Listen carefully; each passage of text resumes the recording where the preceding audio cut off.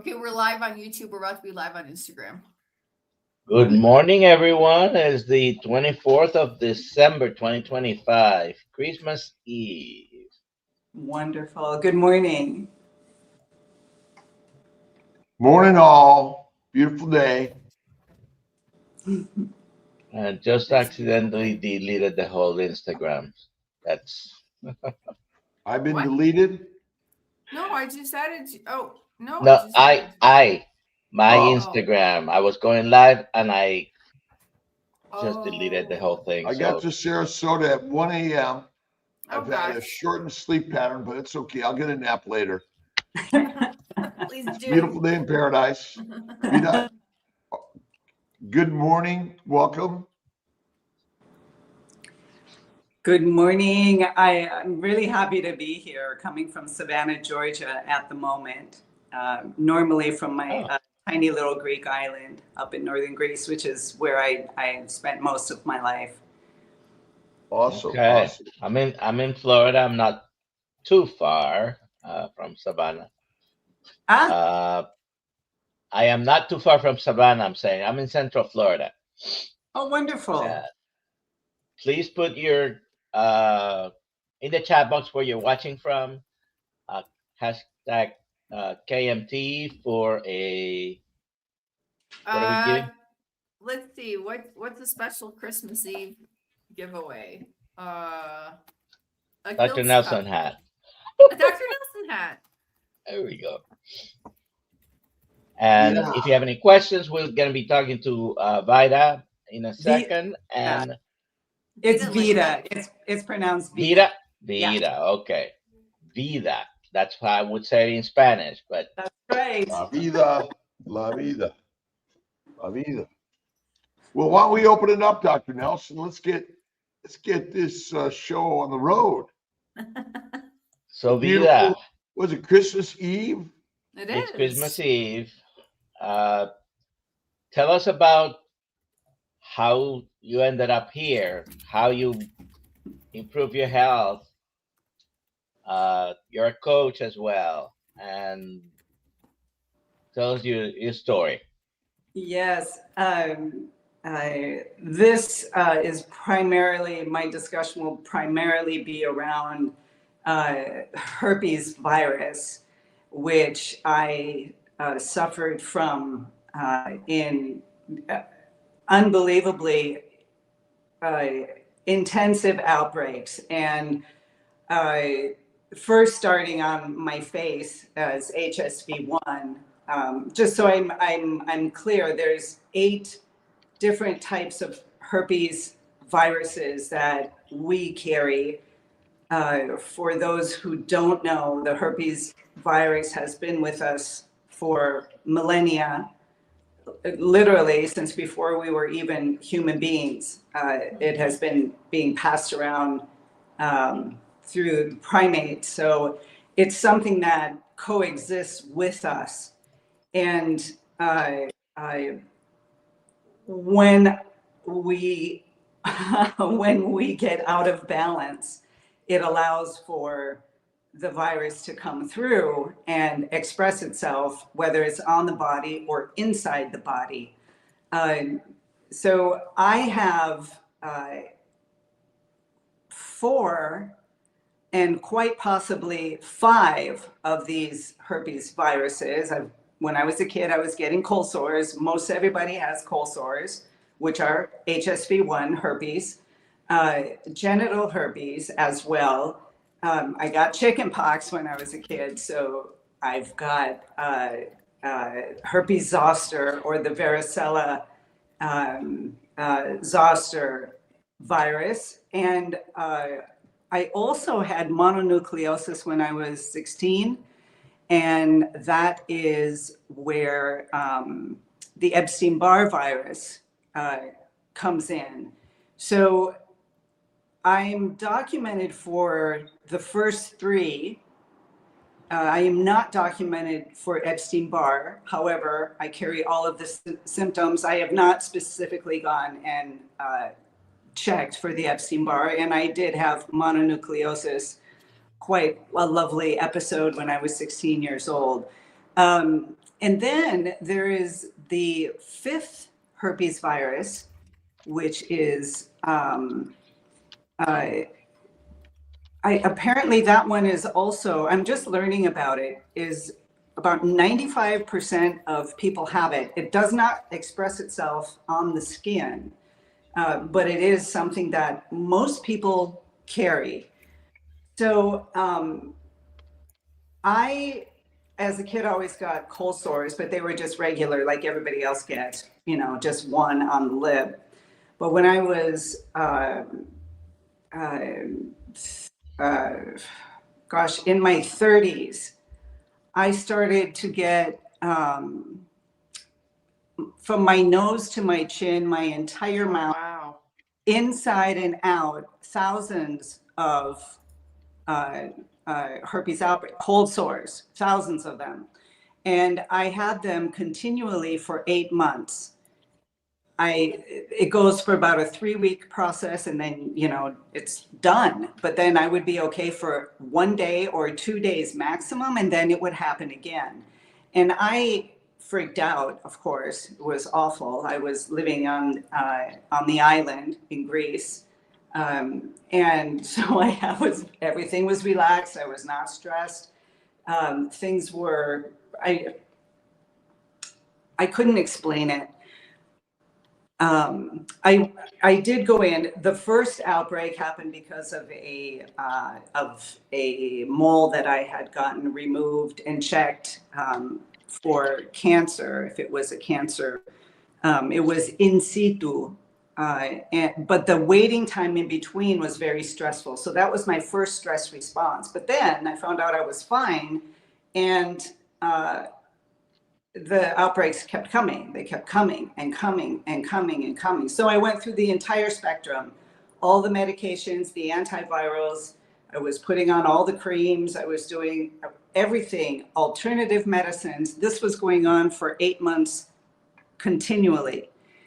And then I came across online the raw vegan diet. And I thought, well, there's nothing else I can do. All the doctors were telling me it's herpes. There's nothing you could do. You just have to live with it. Take the antivirals and okay.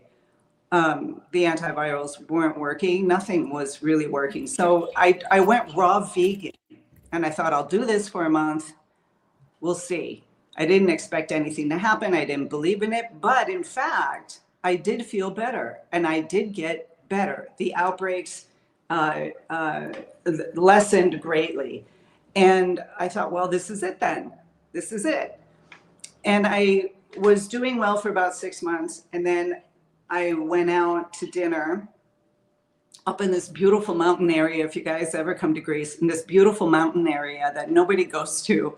And the sheep are living up on top of the mountain. And, you know, you're eating animals that are just pure, completely pure, and extremely delicious. So I tried some meat that day along with a regular Greek meal, and I got an outbreak. And I was convinced that it was the meat that was the problem. Convinced. And I thought, I will never, ever, ever eat meat again. So I continued vegan. I started getting outbreaks again. As the years went on, the outbreaks from my face, on my neck, I got them on my body. I was getting genital herpes. All these herpes outbreaks were coming out. 12 years of continual outbreaks of, let's say, 8 times a year. So about 8 months out of the year, I could not function. I could not work. I could not go outside in the sun in the summer times. And who doesn't be on the beach in Greece in the summer times, right? And I just went through the entire spectrum. I started eating fish again. I started, I couldn't come to it. I could not find an answer. And one day I'm back in Greece on the island in a full body outbreak. And I came across something called the herpes diet, where they say, you eat foods high in lysine. I knew all about lysine. I was taking loads of lysine throughout my outbreaks. Well, that query led me to Dr. Sean Baker. This was 5 years ago. And I'm listening to one of his videos, one of his early videos, and I'm thinking, what the heck is a carnivore diet? Are you kidding me? You're just eating meat and nothing else, and you're still alive? How does that work? But at the same time, I was at the end of my rope. I figured this is how I'm going to get old. This is how life is going to be for me. Just 8 months out of the year, I will be in bed with these full body outbreaks. Like you can see here, this was the ending on my wrist. It was the end of the outbreak. This was happening on my face, on my neck, both sides of my neck, both sides of my torso. And that was the beginning of an outbreak right there. And, things going on, like life happening like that. So I decide to go carnivore. I got Paul Saladino's book at the time. And I thought, well, I'll try it for a month. And I was so scared because I was just certain it was going to give me a heart attack, or I was going to have a stroke, or something was going to happen. All this fat, right? Meat and fat, it was going to kill me. There's no doubt about it. That's what the entire world was telling people anyways. And so I remember the night that I ate my first, it was pork. They were pork chops. That's what was on hand. And I ate that food in the evening and I went to bed, and it was the first time that I had slept all night long without getting up to pee like 2 or 3 times, right? I was 56 at the time, so I was just going through menopause. I was one of the late menopause people.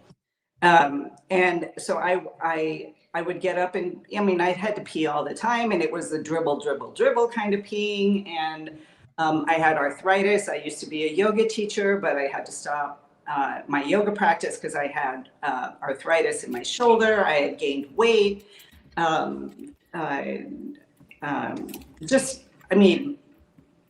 UTIs happening, that sense of being imbalanced and not walking steadily on the earth. So many different things that I had never noticed was a problem until they went away in that first month of going carnivore. I still got herpes outbreaks, but they were so much better. And I was thinking, well, God, I'm beginning to feel like a normal human being, not normal in the sense of what I was like at 35, but how it seemed we needed to be living in this life on a daily basis. I would wake up every day happy, excited.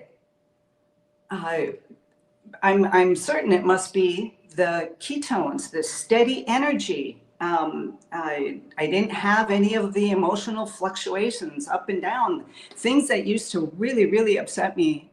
My husband would say about this, that, or, an argument didn't bother me anymore. And I was like, what is going on? What is going on? How is this possible? And the more I did it, it took about 6 months for my herpes outbreaks to stop completely. But each time they happened, they were less and less until it was just, one small. I ended up at 6 months later with 2 dots on my wrist. You guys saw the image of what my normal outbreak would look like. Just 2 little dots that lasted a day, and the next day they were gone.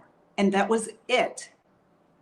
So I kept going, of course. And as time went on, I started thinking, well, Vida, the shame that comes with herpes outbreaks, whether you have genital herpes and it's minor, whether it's on your face,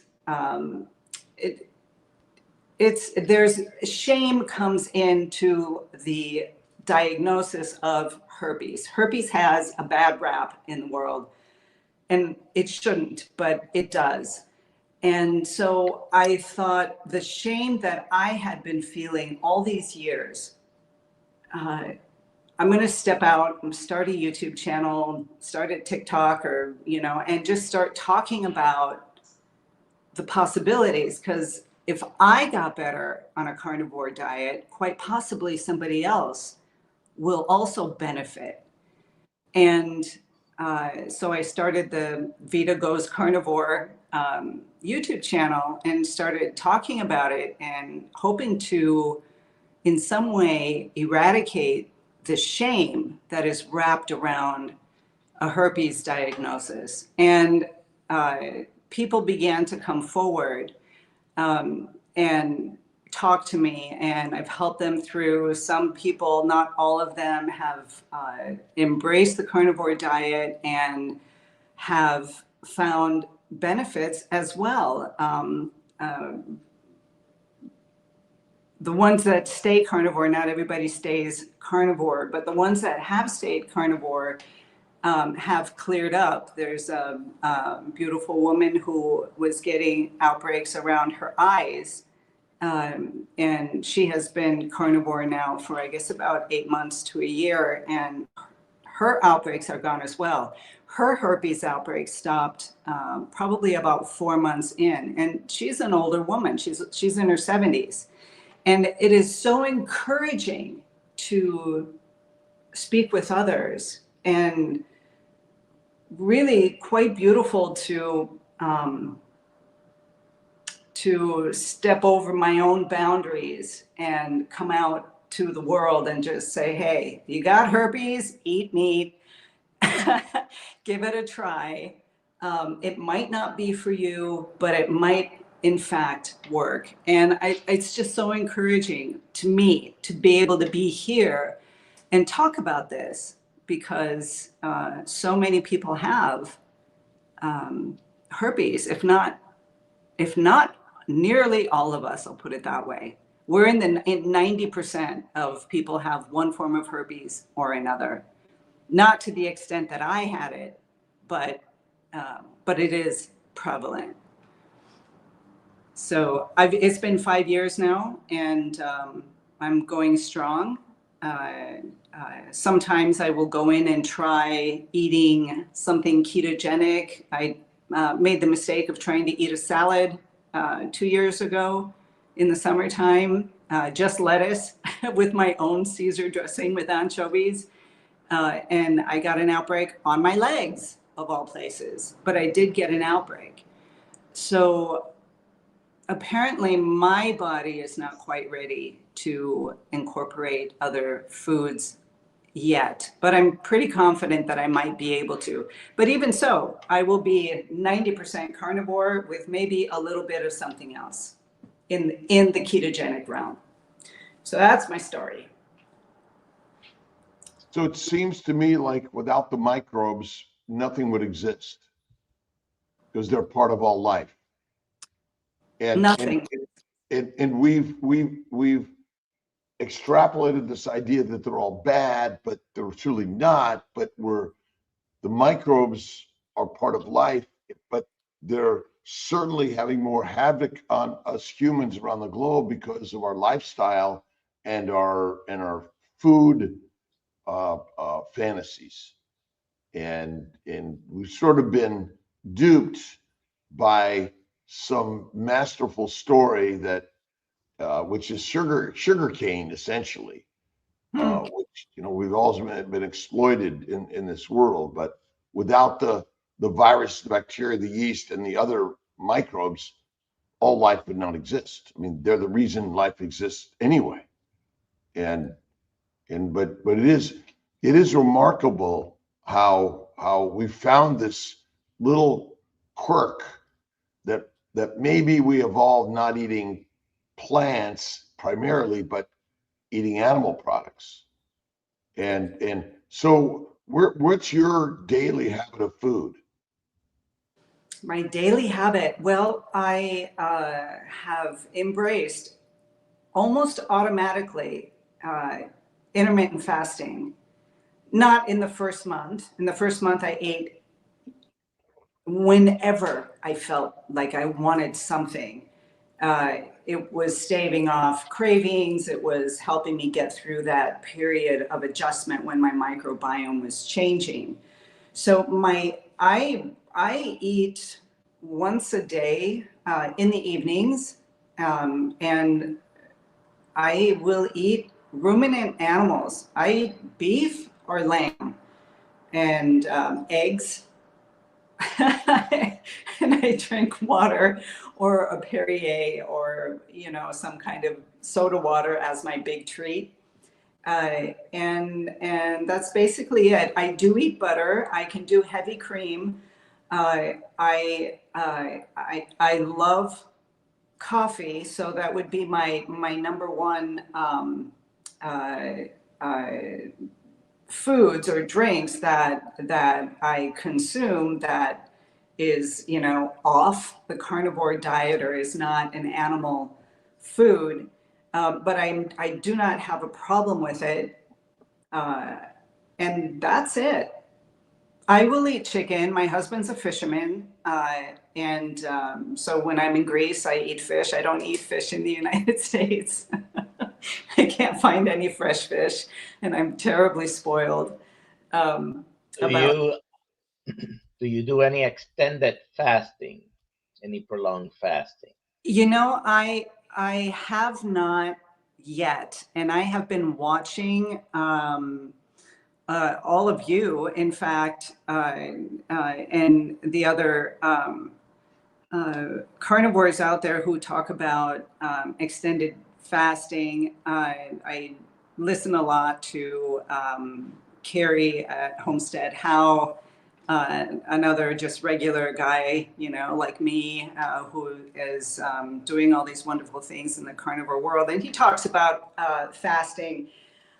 I haven't. I used to do that in my yoga days when I was all raw vegan and everything. I would go on these long fasts, and I know it's not a difficult thing. Right now, it's not a possibility because of my my schedule. But I doing the OMAD diet, I do it more here than I do in Greece, oddly enough. And I would like to.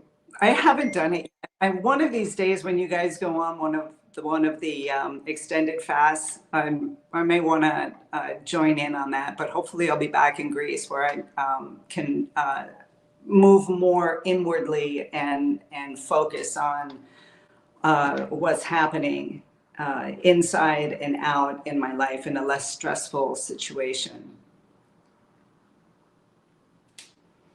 We do have a bunch of questions already. Let's take some of them for her. Vida.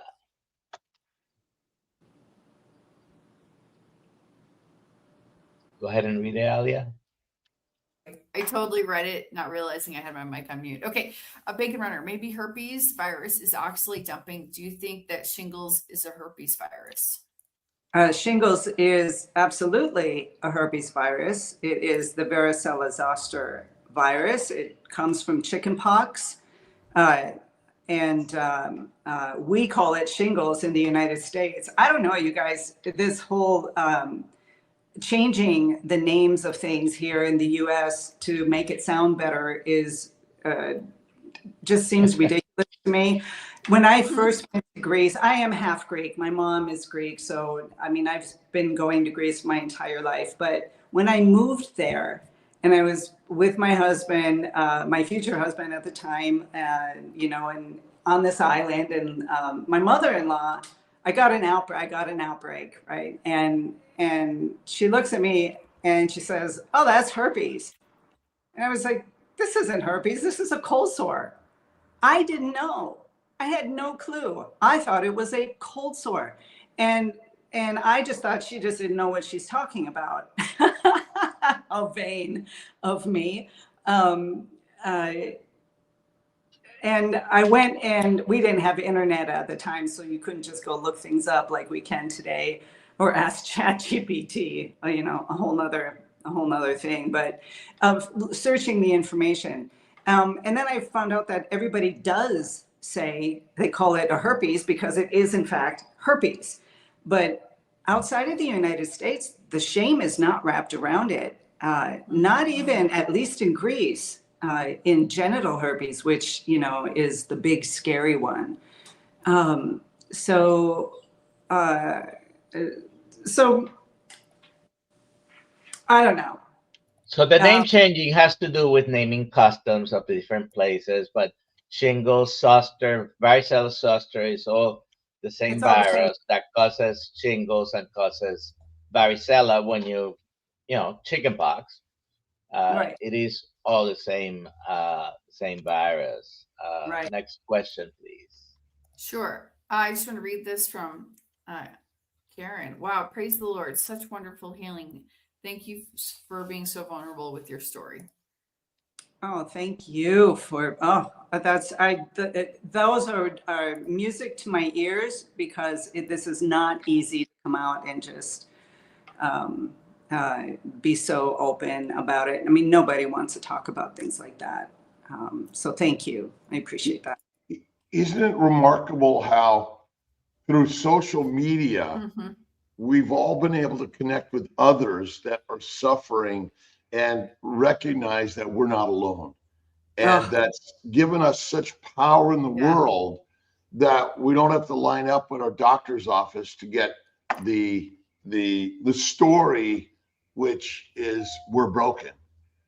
Yes. Which is not us, it's the story and the system that's broken. And we have to get back to our ancient Greek roots of small villages and fishing and raising the herbivores for all of us to live in a way that just isn't. And do you think small amounts of plants processed properly are truly our problem, or is it mostly just overeating a plant-based low animal fat diet? For me, and I would say this generally, not being a researcher or a doctor or anybody, I'm just an artist, right? A human being. A human being, yes. It's the problem is too many carbs and overconsumption of carbohydrates, which just keeps us. I talk to people and I tell them that carbohydrates are like sprinters, right? So if you're going to sprint, you got to go really fast, and then you're exhausted, you drop. And it just seems like this motion is happening all day long. This burst of energy, and then you drop. This burst of energy, and you drop. And on a ketogenic lifestyle, the energy is like a marathon runner, and you just can go and go and go and go. So I don't know how this works in my mind, and the information that I've gotten. It seems like when we eat too many carbohydrates and we're on that spike of running, sprinting, and then we drop, it's not only just physically, it's our mental clarity that also goes through the same process, because we are not separate pieces in a human being. We are mind, body, and spirit, and all of that is working together and connecting or disconnecting. And it just seems like that's what's happening. So we get a mental block, we crash, brain fog. We also get emotional upsets where, I used to just burst out emotionally and just freak out and get upset and cry over this and get pissed off over that. And without expecting it, without even knowing, I go carnivore and that stops. Why? And the only explanation that I have, you guys can tell me, is that it's the ketones. It's running on fats. It's that marathon running. So it's happening not just physically in my body, it's happening emotionally and mentally as well. And spiritually, I opened up. How did that happen? I mean, Carnivore makes we're lions. We're the Lion of Judah. We're Christ, all of us. We have Buddha, Lao Tse, Muhammad, Moses, Abraham. It's all built in our nature. This is who and what we are, but we're drugged on plants. I mean, carbohydrates are plants. right. We don't eat carbs, we eat plants or animals. Yes. And it's a high plant-based, low animal fat diet and 3 to 6 meals a day, which is basically poison our body, and it feeds the microbes, which make alcohol. So we're all drugged all day. And that's the enslavement from the exploration of exploitable human beings based on a scientific story. I mean, what other animal looks for a recipe book or takes supplements in order to live their life? None. None. And it is a wild life, a life of an animal, an organism, a human being, because that's what we're supposed to live. It's supposed to be vibrant and full of all sorts of opposites in some way, but plants are a problem, not carbohydrates. I have often said to people who ask me, how the carnivore diet, that's wrong, it's this and that. Everybody knows the story. And I say, okay, well, let's just assume that suddenly you wake up one day, you have no home, there are no supermarkets, there's no grocery stores, there's no pharmacies, there's nothing. What would you do? Do you really believe that if it's in the spring, in Greece anyways, in the spring, right, you'd have some fruits that are blooming, apricots, peaches, cherries, things like that. Do you really think you could survive off of that? You could eat them for maybe a month, and then the tree would be gone. I mean, the fruit would be gone. Then what would you eat? Would you scrounge for plants? Would you even know which plants to scrounge for? Nobody, I mean, you would learn those things, but you still cannot survive unless you're eating animals. The first thing you would do is get a spear and go fishing, right? You would try and spear your fish. You would try and get an animal. You would try and eat an animal, because you know that animal not only will sustain you, but you can use the bones, you can use the animal's skin for clothing, for warmth. You can use it completely, which, yeah, I don't like the idea of killing animals, but at the same time, it is my sustenance, and it is what keeps me going. And then one day I will be a part of the earth, and the animals and the microbes and whatever is going to be eating me. So it is the cycle of life. And how come? What other? Well, let's say we're an omnivore. Bear. Bear says, "I don't want to really kill you. I don't like this, but I got it." I mean, we've created a story that, oh, we don't really like to kill things, but if you don't, you will be dead. Exactly. And what's the most, ultimately, reproduction is all that matters. And so we're killing our future by thinking we're something we're not. Exactly. And I don't know why we all believe that if you eat just plants to save the animals, that you're actually saving animals. I mean, it's documented. Everybody knows this, that the monocrops out there are killing more animals, insects, bees than if you go out and shoot a deer. If you go out and shoot a deer, you shoot a deer. It's one deer. And it will sustain you for quite a while.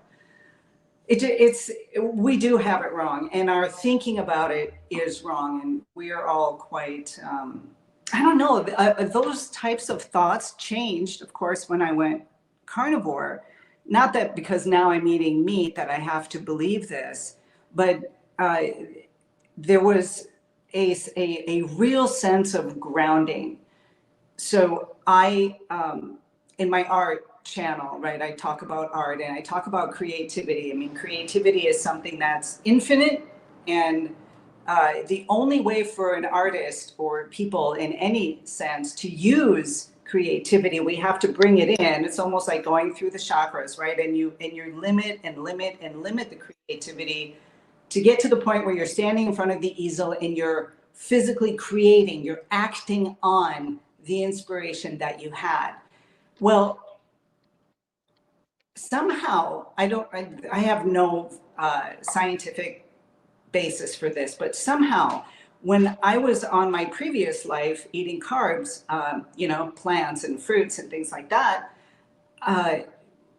most of my life was just up here in my head. I was never able to siphon it down, to limit that creativity and do things in the physical world to any extent. So I'm always like siphoned off, cut off.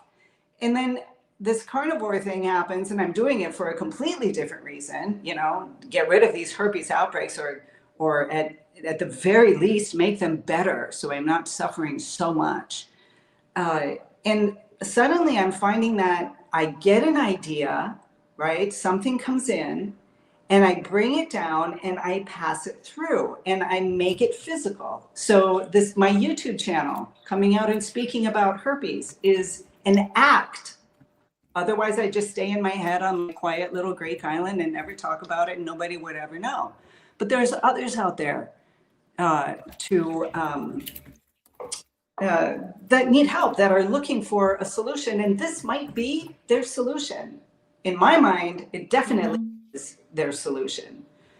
So it's just interesting how my entire body connected, my inner world with my outer world became balanced. And it's in yoga we say mind, body, spirit. I think more in other spiritual ideas, it's basically the same thing. God, the Son, the Holy Ghost in one. And Buddhist philosophy is moving in and letting go and becoming present. It's all the same thing, but it just seemed to happen naturally on Carnivore. Like I didn't have to do anything. I got confident. Where did that come from? I'd never been confident. I go Carnivore and now I'm confident. Why? Because plants are drugs that damage your brain. And alcohol is made in the gut via fermentation of a protein, low-fat, plant-based diet. We don't eat protein. We don't eat carbs. We eat animals or we eat plants. That's the diet. Yes. And both of those things are broken down, but plants contain a tremendous amount of substances, and even caffeine, nicotine, basically are addictive substances. Now, yeah. I'm not anti small amounts of these things. We live with other human beings. We drive cars, fly planes, and walk across the street, which are all deadly dangerous things. We are all here to modify our own lifestyles. This is not a place of judgment. We're here as a place of embracing and loving everyone. This is what's really important. But what you're sharing, la vida, true, the life, the true life is that we are lions. We are wolves. We are pack animals. Yes. We have been basically domesticated by the explorers of the world that went around to exploit the world, mostly from sugar, alcohol, cocaine, heroin, marijuana, nicotine, and caffeine. And we live to be in the party place. And this is more of a world of I think religion realigns us in the masses have the ability to control their own lives through the message you're sharing. And everyone here is talking about Larry Ryan. Thank you. Thank you for the super chat. Yep, yep. And all of that is invested right back into what we do. We are here to offer all of our wisdom and words. And I'm only doing this because I learned this just like Vida and Dr. Nelson and Alia. My doctors that gave me drugs for my arthritis, my psoriasis, my kidney stones, my bowel bleeding, my anxiety, depression, and it's going on today more and more. It's a world of how do we make more money? Yes. Yeah. Go ahead. Amy says, as a child, I had fever, blisters every spring, school, pictures with painful swollen glands in my neck, the genital herpes in my 20s, going all natural foods, lowest carbs, got much better. Carnivore gone. Amazing. Yeah. We got a ton of questions and comments here. So the Black Fleet, I hope he's still around. I've been on a carnivore diet for 3 months and I have gout. Later, he says he was 313 pounds and 3 months later he's 327, so he lost a lot of weight. Dr. Nelson, you wanna take this one? So I don't know if the gout started after going carnivore or has had gout and now is carnivore. Some follow-up questions come to my mind. I don't know. Sure. Carnivore doesn't cause gout. If you have gout, you might have a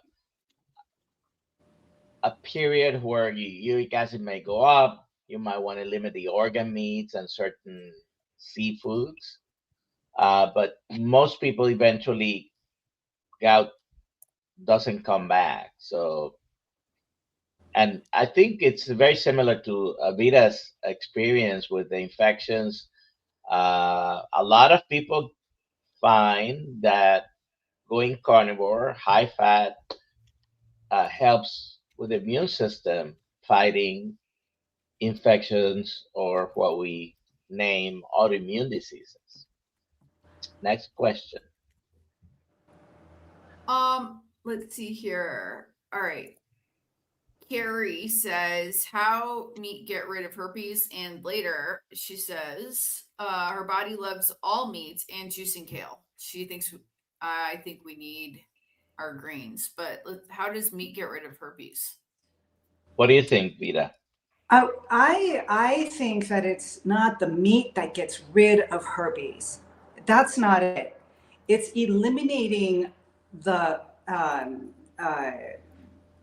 it's eliminating everything else that allows the body, because I'm getting everything I need from meats and fats. My body feels completely satiated. So I think it has more to do with lowering or just eliminating all plants, fruits, just eliminating everything and focusing on the most sustainable food on the planet. And your body takes everything that it needs and knows what to do with it.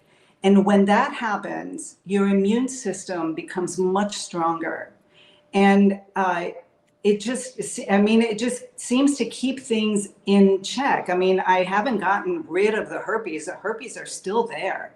If I go on and start eating pizzas and, ice creams and cakes and everything, I'm going to have an outbreak. It's going to allow that to come through again. So it's more of a coming back into balance, because when we are in balance, it's not just that the herpes will dissipate or go away. You won't get the outbreaks, but your mind becomes focused and clear. Your emotional state becomes leveled off. It's not that you become a zombie. I mean, I can still get upset, I can still cry, but it is not anywhere near what it was when I was eating all the plants and all the fruit. That's what I think. Dr. Kiltz, you have a theory?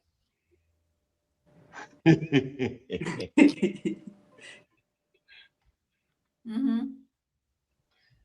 All right, next question.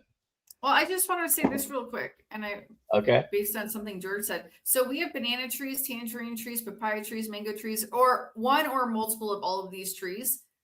They take forever. Like if we were supposed to live off of these trees, we wouldn't be able to. By the way, it takes forever for the fruit to arrive, and then it's gone. It's gone. It's Either a few by weeks, yeah, maybe a month or two of the year, right? Exactly. Yeah. So we cannot survive off of plants. They can be a treat once in a while. Maybe you come across a beehive once in a while and you dare to go in. not me. I don't think I would do. I wouldn't know how to get the honey out of it. We're sending Alia. Yeah. Did you, Karen asked, did you ever have shingles during outbreaks? Well, those were my outbreaks. Those were the ones I was getting on my body were shingles, or the third herpes virus. So yes, absolutely. But I mean, and usually people get shingles, herpes on one area, just one spot, and I was getting them also on my neck and on both sides of my body, which is unusual. So I am an extreme case. And I guess I should say also that part of that might be the extensiveness of the outbreaks was also because my Hashimoto's markers, the anti-TPO, I believe it is, was at like 2,500. Wow. And that I didn't even know. I had no idea. This was 4 months into my carnivore, my first carnivore, when I went carnivore, and I thought I better go get a blood test to see if I'm gonna die, right? If this is gonna kill me, because I was still convinced it was gonna kill me. And then I saw that, because I got my thyroid checked, I saw that I had this huge number. And they were like, well, you need to get to an endocrinologist, you need to go take all the pills, you need to do all of this. And I was like, I'm not doing anything because I feel great. I'll wait a few months and then go back. And I went back, and you guys, it had dropped from 2,500 to 60. Yep. Simply by being carnivore. Mm-hmm. Let's talk a little bit about controversy here. Can you read that question, Alia? No. Everyone can read Vida. it for themselves. Okay. I'm on my phone, so I cannot actually read it. I'll read it for you. Okay. Someone is asking, do you recommend the shingles vaccine? You answer that, Vida.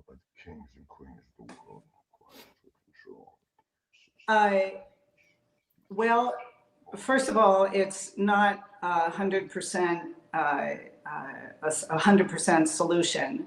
So no, I generally would say no. I do not recommend it. I have not gotten it, and I will not get it because I have seen through experience, not through mental belief, through experience only, that I can bring my body back into balance. And if I'm in balance, why on earth would I go and get the vaccine? It won't benefit me in any way, from what I can understand. Well, your pattern of eating has decreased your recurrences to nothing, really, essentially. Yeah. So you've done the job. So you Exactly. definitely don't That need it. is- And Carnivore diet is my vaccine. There you go. GFG Homestead, did you ever experience any oxalate dumping? I have no idea, because at the time I knew nothing about oxalate dumping. So when I went carnivore, I'm pretty sure I had oxalate dumping. You guys, all of the tendency for us to like dig in and get like specific this and all of these things like oxalate dumping, and you eat this type of yogurt or don't eat any yogurt at all, and all the reasons for it. To me, in my world, if I'm eating yogurt, for example, and I have a problem, like, or if then I'll just stop eating the yogurt and I'll get better. I'll go back to my baseline. My baseline is carnivore. My baseline is carnivore. If I'm going to do oxalate dumping or have some kind of symptoms, okay. But if I'm at my baseline, I just seem to be okay. And I know that's not true for everybody. Some people really have some serious problems with that. When I talk to people about my experience, and because they're wanting to try carnivore, when they're having problems, we go through that, but it has more to do with just let go and allow this change to work its way through so that you can come out on the other side. That's pretty much my answer. I didn't know anything about oxalate dumping when I went carnivore. I had symptoms, I had some problems, but it was just in the first month and then it was gone. Story described the damage that we get from plants, essentially. And it doesn't matter. This is where we get so much fun in our science, but the simplicity of the story is easy. There's going to be hardships no matter what you do. Disease and death will come upon all of us at some point in our life. We're born to die, but we're also born to be creative, paint and pottery and music and dance and all the things we're doing, including writing amazing books and stories, because that's the human evolutionary truth. And rather than seeking riches, we should seek a rich life. Mm-hmm. And can you drink some coffee and have some whiskey, wine, or beer sometimes? Oh my God, you had some Kiltz ice cream. Enjoy it time to time. The problem is we created a supermarket that supermarkets to all of us, mm-hmm. and we get sick from what we eat at the supermarkets, and they also happen to have a pharmacy built within the supermarkets. So you can't go wrong. And then they sell you the insurance within the super box markets. And we're supermarketed by the kings and queens that amass riches and through controlling the masses. Yes. Truth. Comment or question, Alia? What is that? Yeah, we got a couple of them. Dr. Kiltz would like to know, what is the carnivore world like in Greece? The carnivore. Did you already answered that? The carnivore world in Greece, was that the question? Yeah. What is it like in sharing your story, other carnivores, and building community? In Greece, there is a carnivore community growing. Most of my videos are in English, so I don't get all of the Greeks, although most Greeks speak English anyways. So there is interest, there is growth. People are having just incredible, as everywhere else in the world. So Greece is a very interesting, small, tiny, energetic, ancient country. And their foods, their classic foods, are based in meat and, obviously vegetables and fruits, the classic Mediterranean diet. So people may not know about it. Like when I first went vegan, nobody knew anything about vegan. They were like, what? You don't eat meat? Are you crazy? And now I say I eat only meat, and they're like, what, you don't eat any vegetables? Are you nuts? So it's not there yet, but you know what? I came here in August, and I thought that anywhere I went, people would know, because this is where the carnivore lifestyle just kind of took off. And people don't know anything about the carnivore diet. And I am surprised. And they're asking me questions. What, you don't eat any plants? And I'm surprised. I'm in the United States. This is where everybody is. All the big, carnivore people. The word's getting out. We're talking about it. There's podcasts. And nobody has a clue. As much here as in Greece. So I find you have opened yourself to a topic that some people, don't find easy to admit. Thank you for that. This one is less problematic, I would think. This There's comment, a more problematic question coming up. But yeah, I pooping like must this be one. hard for these people. Dr. But Vida, first, do you have a problem with bowel movements because you're a carnivore? Okay. This is an interesting topic because in my life, because my entire life, I have been constipated. My entire life. I get to 56 and I think, oh my gosh, I'm going to eat meat and I'm going to explode because I just never go to the bathroom, never poop. It'll just never happen. And in fact, I was comforted by, well, you can go, maybe it'd be 3 or 4 days before.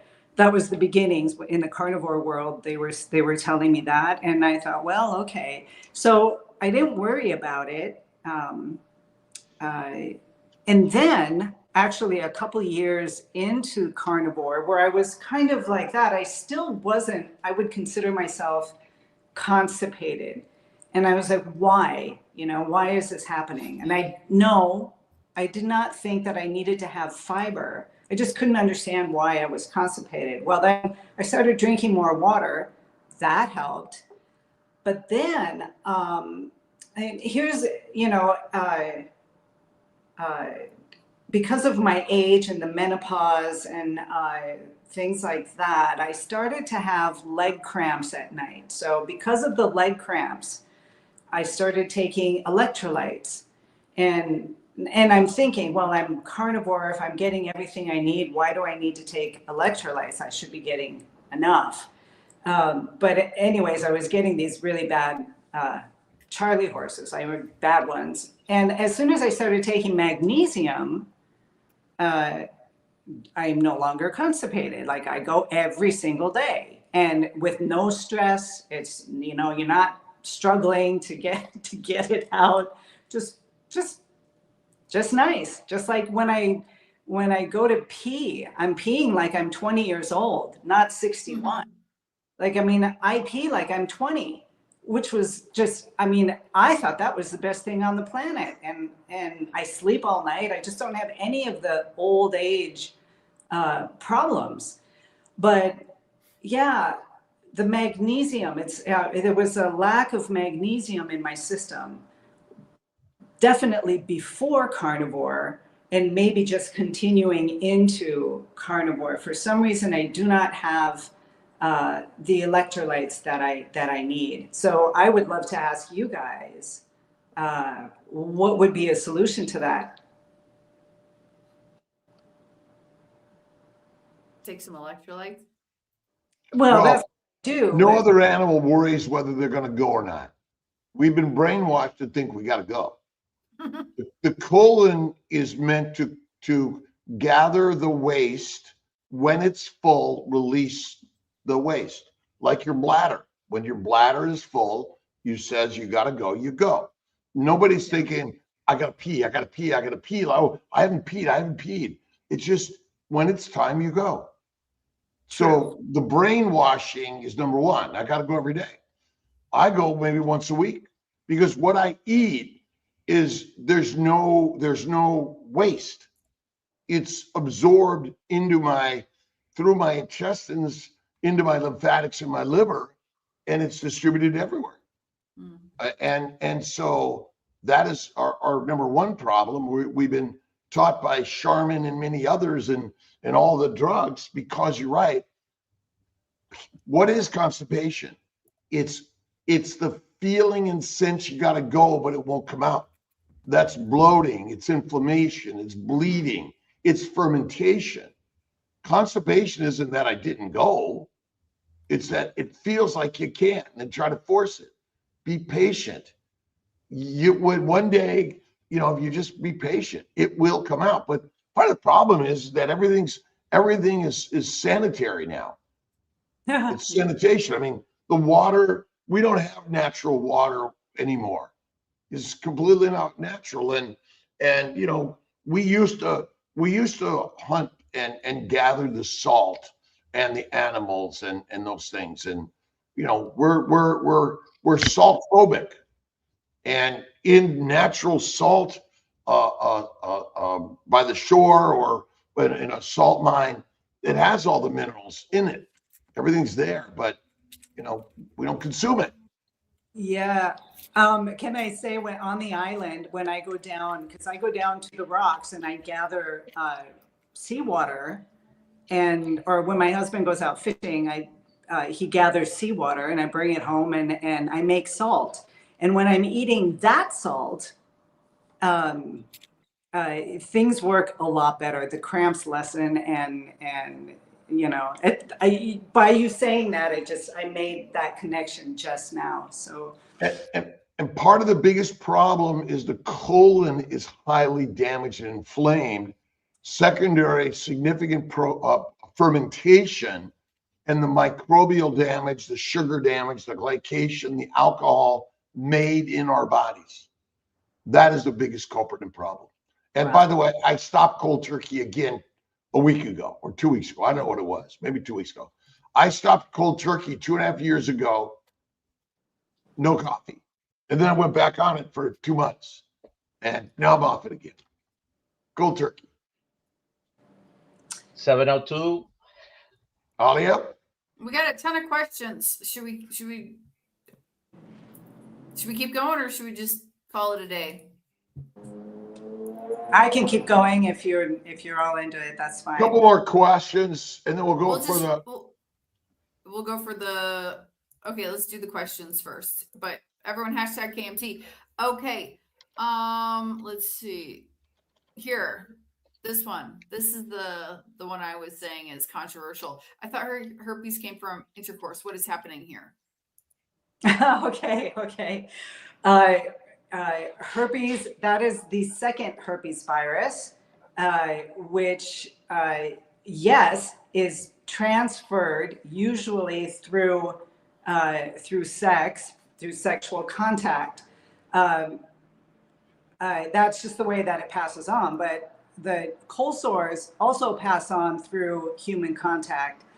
And so the first two herpes virus, that is how it's passed on. I'm not sure about the other ones. Like the varicella zoster or chickenpox is mainly through air, okay? Droplets through air, and you only infectious for certain. There, like you have said very eloquently, 8 herpes viruses that affect most commonly humans. There are actually hundreds, if not thousands, of herpes viruses, but there are 8 that are more common to humans, and each one transmitted in a little bit of a different way. Herpes simplex 1 and 2 transmit through direct contact, and actually all of them could, but the preferred method of transmission may vary from one to the other. Go ahead, Dr. Kiltz. Well, remember, we've created a story, but ultimately these microbes are everywhere. They're on the plants, in the air, and we've claimed them to be sexually transmitted. They're transmitted by life. And so we've claimed, oh, it must have been you had sex and you got it with sex. Well, there's so many ways all these things are transmitted around the globe, but think about it. I mean, how did you get that cold virus, right? All these other microbes, they're everywhere. Everywhere.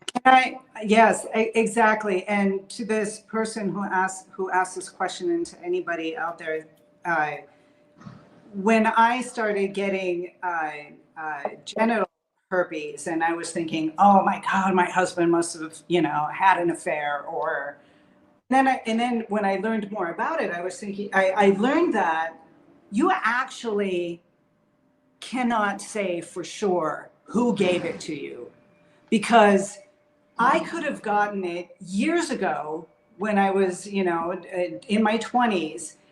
The outbreak could have been something that looked and felt like an ingrown hair, and I just don't know it. Or most people don't even get an outbreak, so you never know that you actually have herpes simplex 2, genital herpes.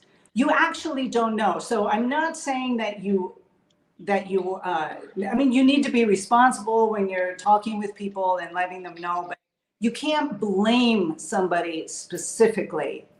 You did this to me. We need to just break out of that that thinking. It's sort of, this is life. It's sort of like, you're right. You did this to me. No, because no matter what you do, you must assume it's everywhere.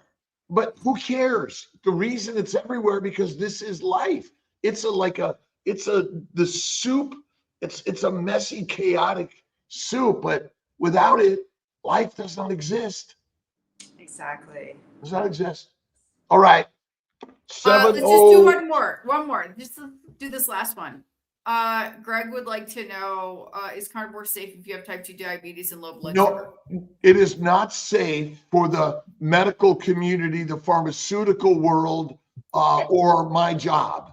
So please do not do carnivore, because then I will not have a job of taking care of sick people. But if you want to control your life and be the lion, yes. And type 2 diabetes is caused by what, Dr. Nelson? Too many plants, not enough meat. Plants in a low-fat diet.